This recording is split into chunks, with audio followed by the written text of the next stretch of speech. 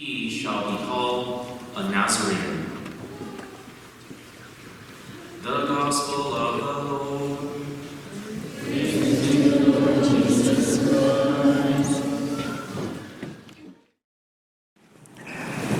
In the popular movie, The Incredibles, a family of superheroes finds a remote island called Noman-Isan. This fictitious Noman-Isan island is based off of the popular saying, "No man is an island."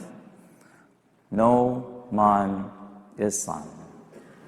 No man is an island means that every human person was made to be in communion, in relationship with each other, with other human beings. On this fourth day of Christmas, our true love, God, gave to us the Holy Family, Jesus, Mary, and Joseph. Today's feast is relevant to every person here because all of us, without exception, were born into a human family. Nobody is an island, separate from other islands. The mystery of the hidden life of the Holy Family reveals that ordinary, mundane, and even messy events of daily life are actually what make us into extraordinary saints. The ordinary can become the extraordinary. Just as the fall of Adam and Eve and the entire human family fell from grace by way of the family, so too God reveals that salvation comes through a family. The great Dr. Scott Hahn, a Protestant minister who became a Catholic by studying the Bible, said that God redeems the world today through the family. So for the three main parts of this homily then, I'm going to briefly reflect on lessons from each of the three members of the Holy Family for all of us. For each of these three, I will also include a practical spiritual encouragement and support for Christian families, especially struggling families. The church should be present not just in the ideal, but also in the margins of troubled marriages, struggling families, and broken relationships. So for the first point about the first member of the Holy Family, Jesus himself. After a brief stay in Egypt in today's gospel, the Holy Family returns to Nazareth to raise the child Jesus. We don't hear much about the boy Jesus' upbringing in the scriptures other than that he was obedient to Mary and Joseph. As a devout Jew, he was raised in the commandment to honor his parents in Nazareth, according to the prophets. This is the first main lesson, not just for those of us who are children. Even now, as adults, we can honor those that raised us when they are now in advanced old age. Or we can honor them if they are deceased through our constant prayer for them and the repose of their soul, especially if they are still in purgatory. We also honor those in legitimate authority, so long as there is nothing sinful about them. We honor our fathers and mothers who have failed by forgiving them. Forgive especially any father wounds that may be still residing in us. By forgiving others, we in reality are free of the bondage that weighs us down and enslave us. And in today's first reading from the book of Sirach, it is written, God sets a father in honor over his children. A mother's authority he confirms over her sons. Whoever honors his father atones for sins, and whoever reveres his mother stores up riches. And now I turn to the children and the teenagers here with a special message. Dear young people, the rules of your family are like rules of a good game, whether it is a football game or a video game or any fun club you're part of.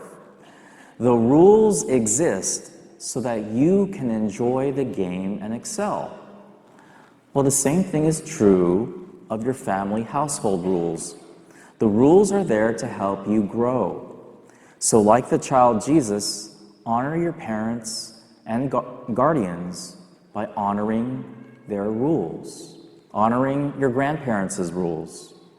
As long as those rules are not sinful, obeying them is being like Jesus, who was also your age at one point.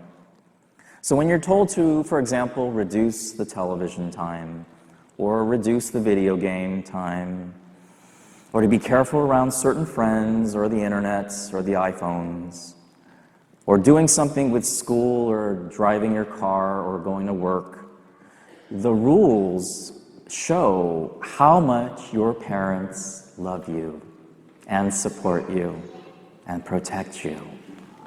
Like the superhero kids in The Incredibles, learn from mistakes and get right back up. But be the real superheroes for God and your family. Be extraordinary saints. Be extraordinary saints. And this ends the first main point. The child Jesus is our model for us through his obedience to his parents. For the second reflection on the second member of the Holy Family, Mary, Pope St. Paul VI taught that the home of Nazareth is the school where we begin to understand the life of Jesus, the school of the gospel. It is here in the family that we learn about the virtues. And one of these virtues is the lesson of silence. Paul VI continues, may we esteem silence, that admirable and indispensable condition of mind, and revive a lesson on family life. You see, silence leads to prayer. Mary herself did not entirely understand what was happening, but she accepted in faith. She silently kept these things in her heart. Oh, what wonders did Mary's immaculate heart ponder in silence. Silent night, holy night, all is calm, all is bright. Contemplative, silent prayer is the foundation of Christian family life. Entrust ourselves to Mary's Immaculate Heart. You know, St. Gemma Galgani, a stigmatist and a very powerful saint, her mother died when she was 8 years old. And St. Gemma often said, "If God has taken away my mother, he left me his own." And she was making the point that those closest to Mary will eventually be closest to Jesus. Like any child going to the mother to fix something, so too our Heavenly Mother Mary will be there to help us. She also said, "Holy Virgin, make me a saint."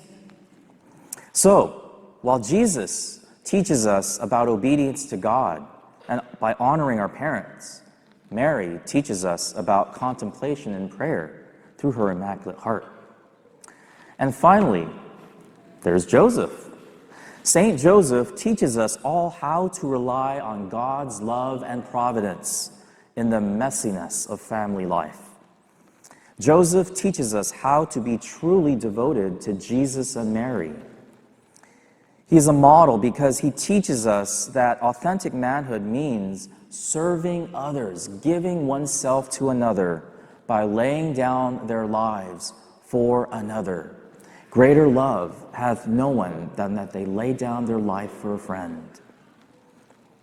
Joseph teaches us this.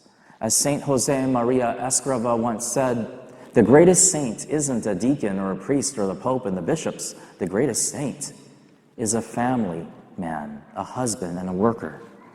Like any good father, let's turn to Joseph too. Joseph, who was worried about providing for his family, as we see here in Matthew chapter 2. He was afraid to go back to Israel because of Herod and his son. And it was God that preserved him when he was afraid and frightened and worried or had anxiety about taking care of Jesus and Mary. He was afraid too, but like us, but like him, we too can still act courageously and trust in providence through those ups and downs of ordinary family life.